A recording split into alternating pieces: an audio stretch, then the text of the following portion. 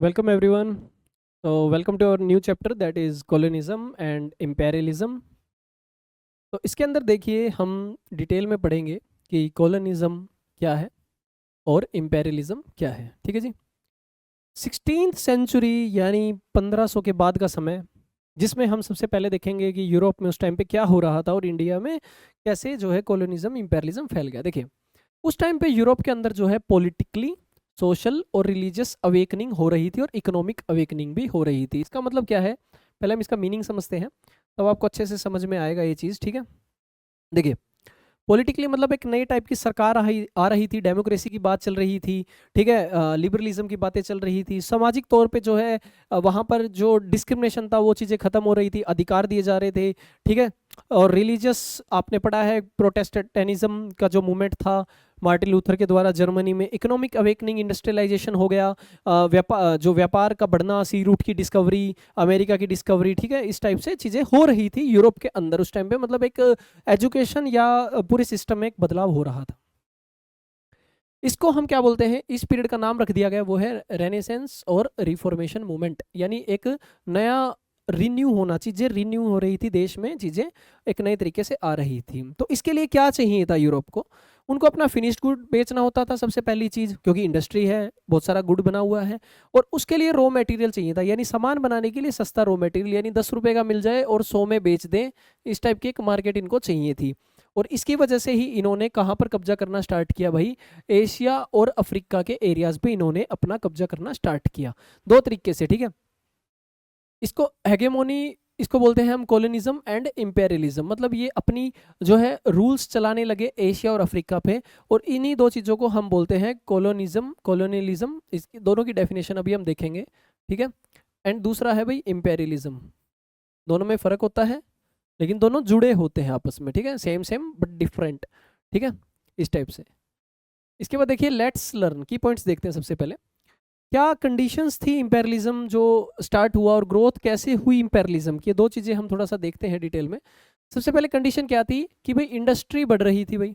अब इंडस्ट्री बढ़ने की वजह से इनको सेलिंग और रॉ मटेरियल खरीदने के लिए जो है एक जगह चाहिए थी यूरोपियंस को, राइट। किसके लिए, प्रॉफिट के लिए। कैपिटल था, एडिशनल कैपिटल था, तो वो उसको इन्वेस्ट करते थे किस पे भाई, सी रूट की डिस्कवरी हो गई या कहीं पर इंडस्ट्री लगानी है, स्लेव ट्रेड है, वहाँ पर वो रुपए लगाते इस चीज़ के लिए। ट्रांसपोर्ट और कम्युनिकेशन बढ़ गया, कैसे भाई, सी रूट की डिस्कवरी हो गई, वेरियस इंजन्स बन रहे थे। ठीक है, क्रिश्चियन मिशनरीज अलग अलग जगह पर जा रहे थे, तो वो अपने यूरोप में आकर बताते कि भाई देखिए हमने वहाँ पर ये चीज़ देखी, आप वहाँ पर जाके ये चीज़ कर सकते हैं। एक इंफॉर्मेशन की शेयरिंग होती थी। और अगला है रेडिकल नेशनलिज्म। मतलब देश प्रेम इतना ज़्यादा बढ़ गया कि इनको ये नहीं दिख रहा था कि दूसरा देश भी देश है, उनको लग रहा था इस देश पे भी क्या कर लो, कब्जा कर लो, ये भी हमारे एम्पायर का ही पार्ट है। ये कुछ रीजंस हैं हमारे पास जिसकी वजह से हम बोल सकते हैं। और इसके बाद देखिए सिविलाइजेशन को आगे बढ़ाना, कि इनको लग रहा था कि हम ही सिविलाइज लोग हैं यूरोपियंस, हम ही उस देश को सिविलाइज कर सकते हैं, ये एक रीज़न था। और दूसरा जो है एशिया और अफ्रीका में कुछ कंडीशंस ही इस प्रकार की बन गई थी। हमने पिछले वीडियो में भी देखा था कि कैसे जो है इंडिया पे आक्रमणकारी अटैक कर रहे थे, तो कुछ कंडीशंस ऐसी बन गई थी कि रेगुलर अटैक्स की वजह से यहाँ पर अटैक करना आसान हो गया था यूरोपियंस के द्वारा, या कब्जा करना आसान हो गया था। अच्छा, अब हम देखेंगे कि कैसे इंपेरियलिज्म फैल गया। भाई ये फैल कैसे गया, ठीक है, रीजंस अपने आप में एक चीज़ है कि ये रीजंस थे, बट फैला कैसे, देखिए सबसे पहले एशिया में पढ़ेंगे। फिर इंग्लैंड की कॉलोनीज कैसे बनी एशिया में, आपको पता है इंग्लैंड ने कहाँ कहाँ पर कब्जा किया भाई, इंडिया है, ठीक है भाई, श्रीलंका है, वेरियस भाई चाइना के अंदर हो गया काफ़ी जगह पे। ठीक है, बहुत सारे एक पूरा एम्पायर बना दिया था इन्होंने। पुर्तगाल, जो सबसे पुर्तगाल का जो व्यक्ति है जिसका नाम है वास्को ड गामा, ठीक है, उसने सी रूट की डिस्कवरी की। ठीक है, फिर कैसे इन्होंने अपने स्पाइसेस के ट्रेड में इंटरेस्ट लिया, कैसे यूरोप में प्रॉफिट कमाते, वो सब पढ़ेंगे हम।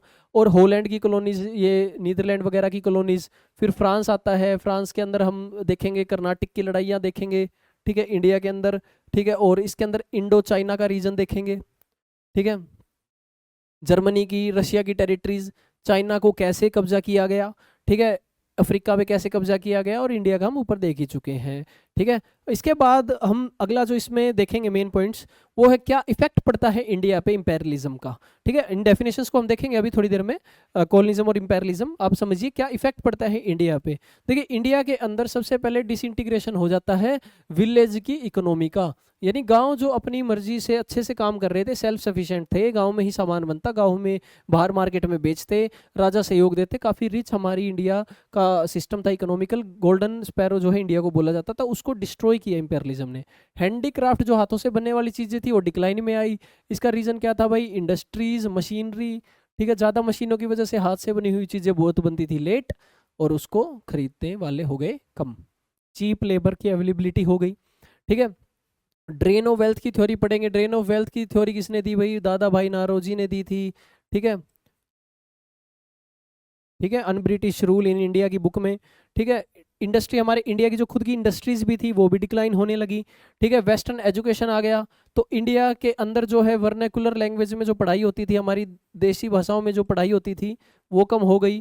ठीक है, और वेस्टर्न एजुकेशन से इंग्लिश पढ़ने लगे, इंग्लिश के दफ्तरों में ही नौकरी मिलती, और ब्राउन इंग्लिश मैन वो एक टाइप से बन गए थे। ठीक है जी।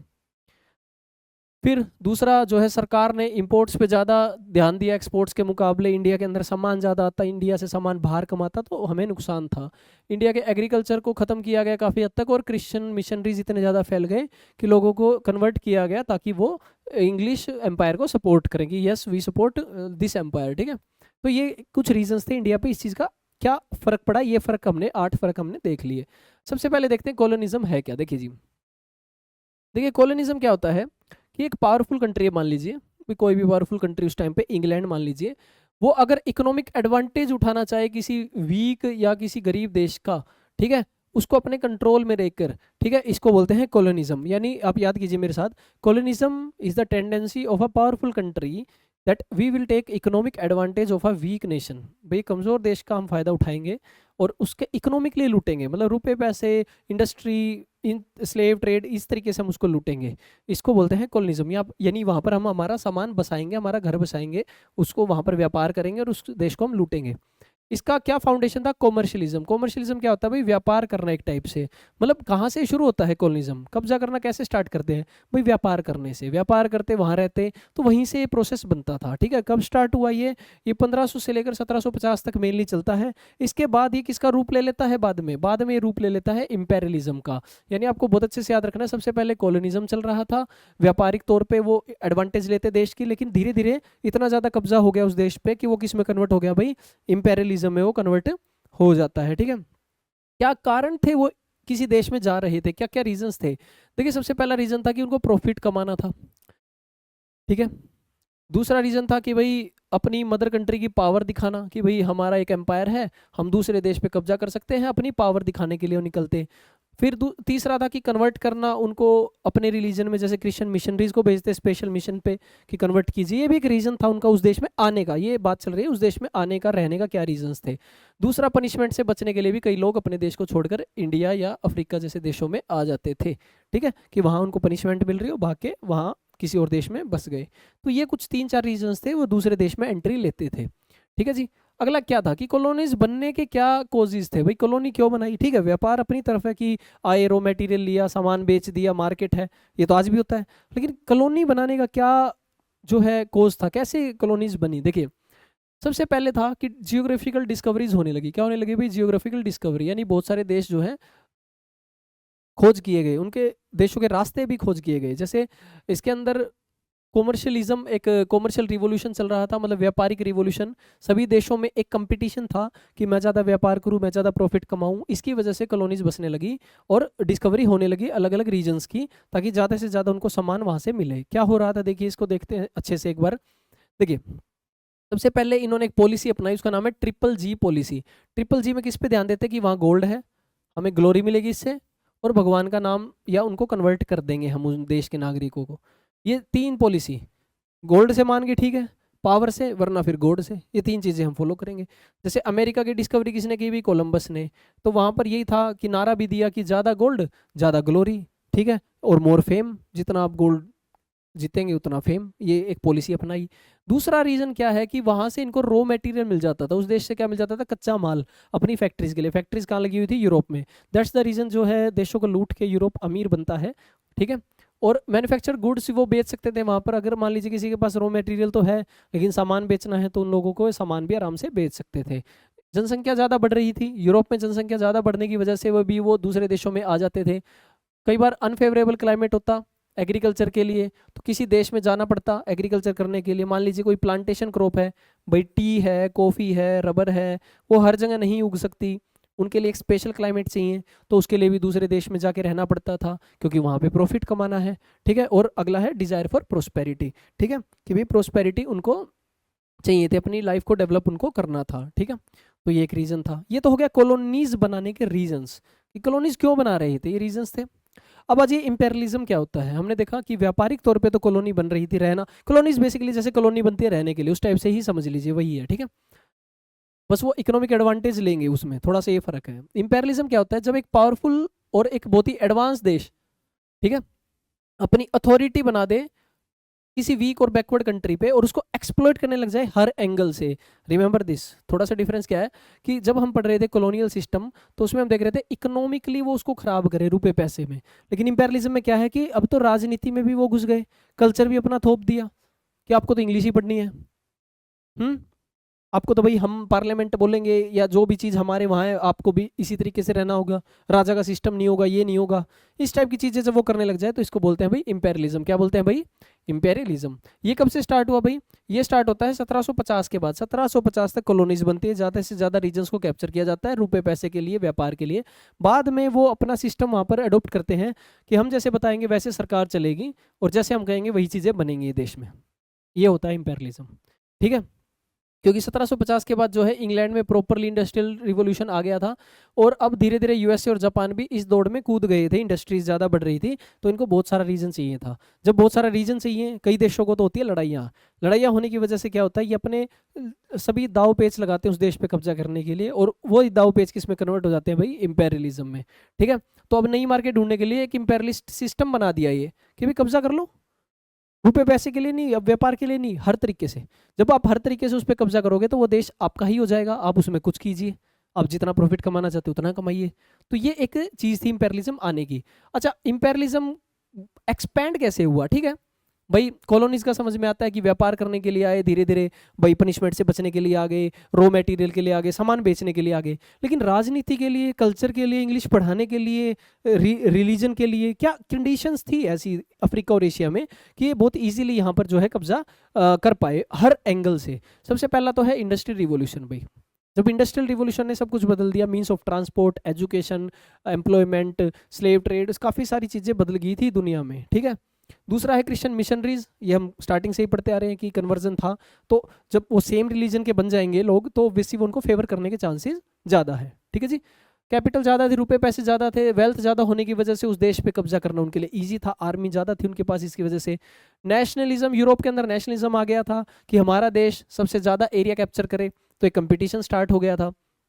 फिर सिविलाइजेशन, कि हम सिविलाइज करेंगे देशों को, ये था एक रीज़न। ट्रांसपोर्ट और कम्युनिकेशन, देखिए मोस्टली इनमें से वही रीज़न है जो हमने कॉलोनिज्म में पढ़े थे। ठीक है, जो हमने कॉलोनिज्म में पढ़े वही रीजन मोस्टली इंपेरियलिज्म के हैं। तो इसका मतलब है कि कॉलोनिज्म एंड इंपेरियलिज्म आपस में जुड़े हुए हैं। ठीक है जी, अब अजी इंपेरियलिज्म कैसे बनता है, देखिए सबसे पहले देखते हैं इंपेरियलिज्म यानी हर तरीके से कैसे कब्जा किया जाता है। सबसे पहले हम स्टडी करेंगे एशिया को, फिर अफ्रीका को। ठीक है, एशिया में जो है रॉ मटेरियल कौन कौन सा चाहिए था इनको, cotton, T, Indigo, Indigo revolution पढ़ी है आपने, कॉफ़ी, टोबैको, शुगर, कोयला, आयरन, टिन, कॉपर, बहुत सारी चीज़ें जो इनको चाहिए थी एशिया से। ठीक है,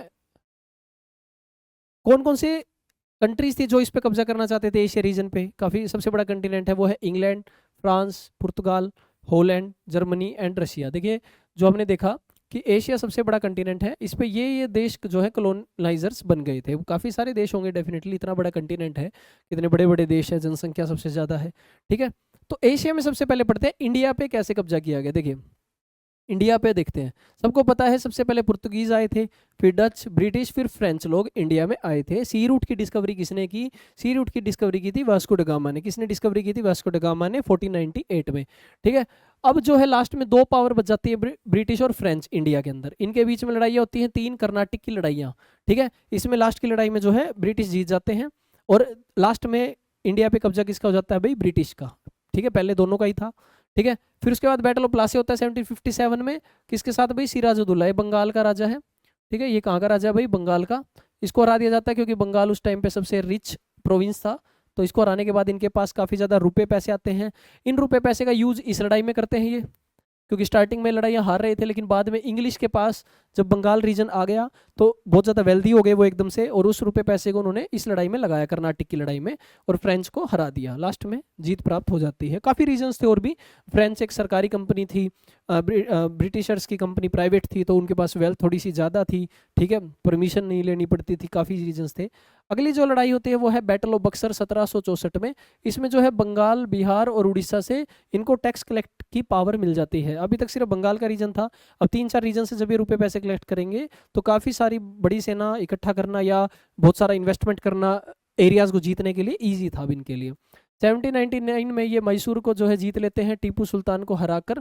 फिर 1818 तक ये मराठास को भी हरा देते हैं, और 1843 के अंदर ये सिंध रीजन को, सिंध हमने पढ़ लिया पहले भी जब फॉरेन इन्वेजन पढ़ रहे थे, और 1849 में पंजाब रीजन।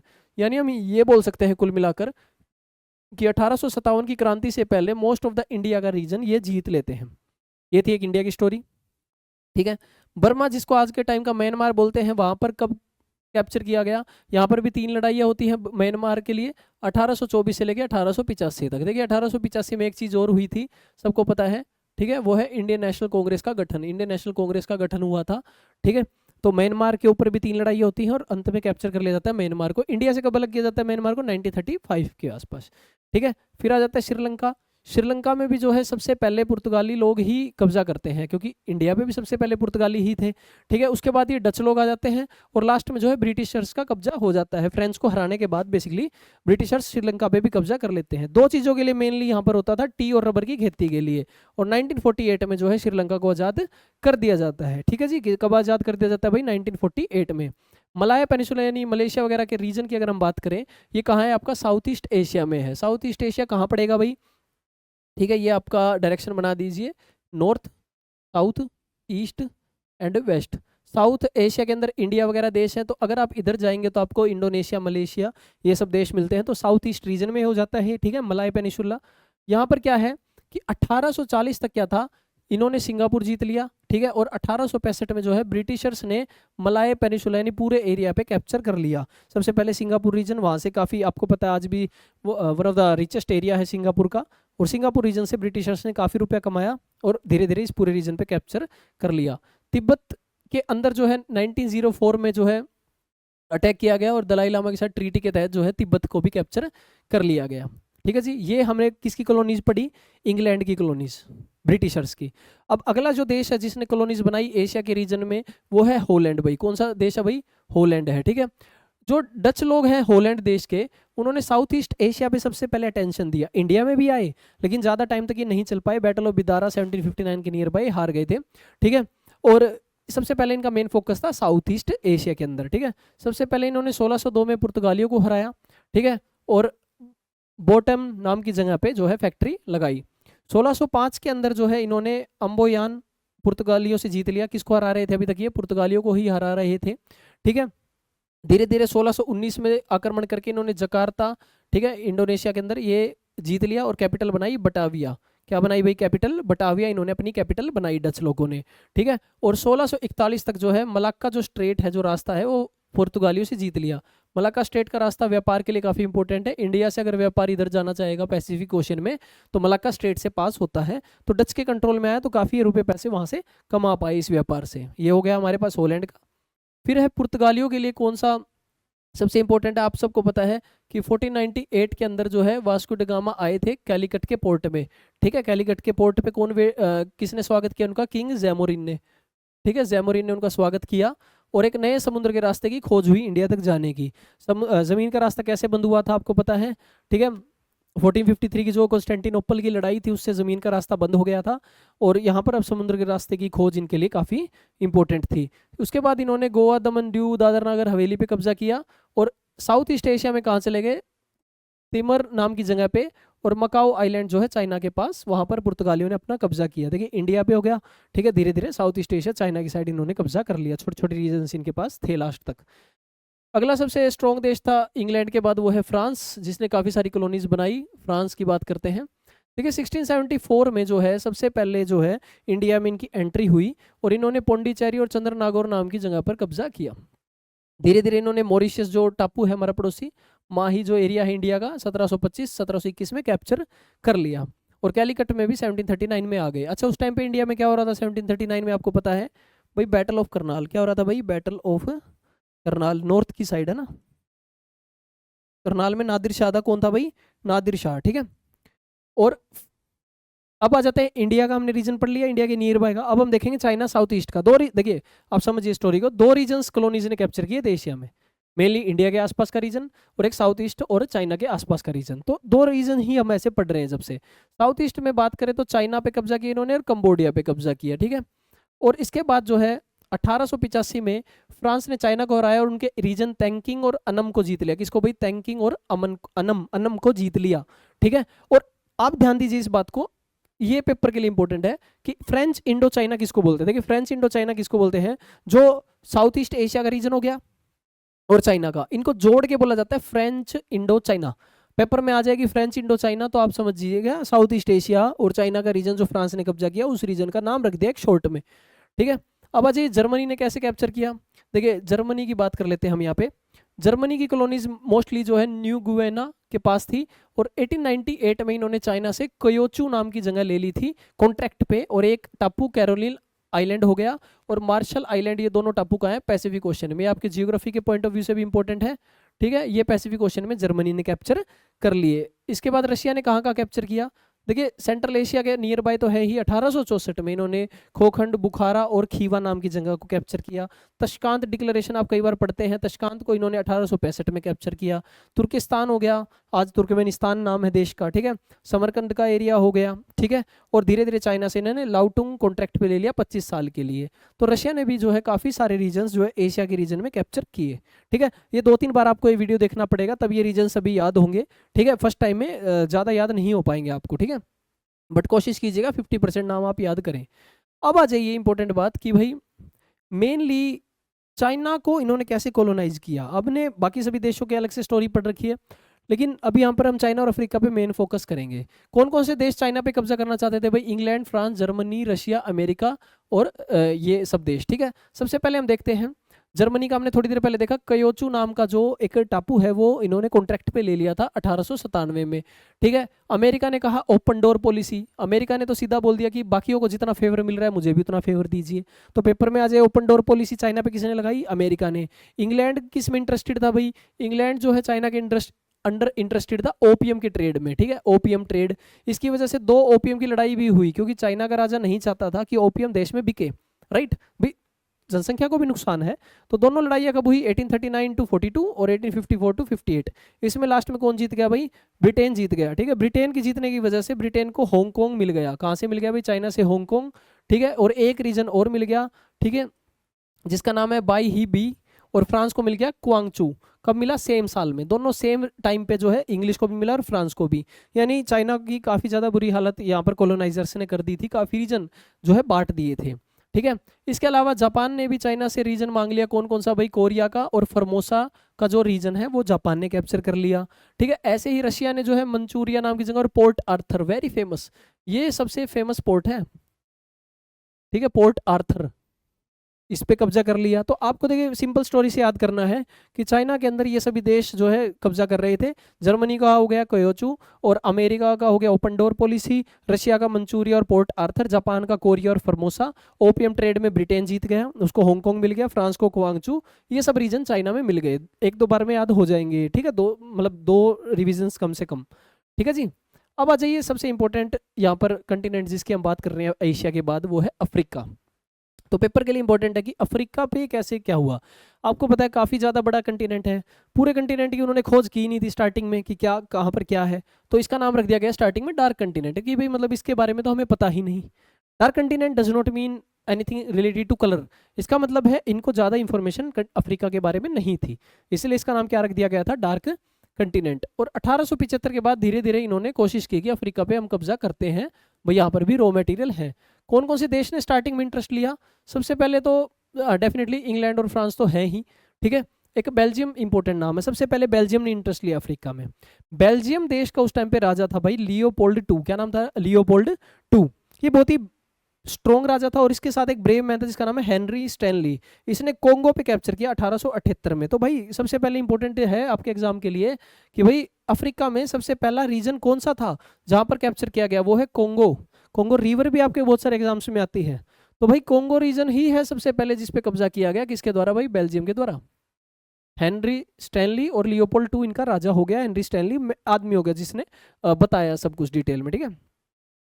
इन्होंने 1908 में इसका नाम रख दिया भाई कोंगो फ्री स्टेट। काफी सारे कोंगो के आसपास के रीजन्स को कैप्चर करके नाम रख दिया गया, क्या? कोंगो फ्री स्टेट, ठीक है। धीरे धीरे इनका पीछे पीछे इंग्लैंड आ जाता है। उन्होंने केप ऑफ गुड होप, जहां से वास्को ड गामा टर्न करते हैं इंडिया की तरफ, नेटल नाम की जगह, ट्रांसवल, ऑरेंज फ्री स्टेट। ध्यान दीजिएगा इन चारों रीजन्स को। आप जब आप गांधी जी के बारे में पढ़ेंगे जब वो साउथ अफ्रीका में, तो इनमें से ट्रांसवल नाम की जगह काफी बार आएगी। नेटल नाम की जगह पे जहाँ पे उन्होंने, जैसे हमारे देश में साबरमती आश्रम था, तो नेटल हाउस हो गया, ट्रांसवल का हाउस हो गया। काफी सारे रीजन्स हैं जो इंपॉर्टेंट है, ठीक है। इन चारों को इकट्ठा करके इसका नाम रख दिया गया United states of south Africa. कब नाम रखा भी? 1909 में ही। इसके साथ इस जैसे ही ये अपना क्या है, कुछ नहीं, ये देशों पे क्या कर रहे थे? कब्जा करके आसपास उनका एक देश बना के नाम रख देते थे बस, ठीक है। ये आपको याद रखना है।